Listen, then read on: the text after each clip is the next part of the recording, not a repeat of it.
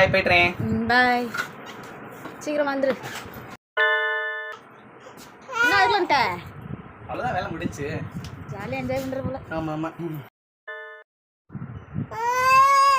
என்ன போல லேட்டாக வர இன்னைக்கு? ஆமாப்பா. என்ன நீ சாப்பிட கூட வரல? ஆமாப்பா கொஞ்சம் ஒர்க் அதிகம்.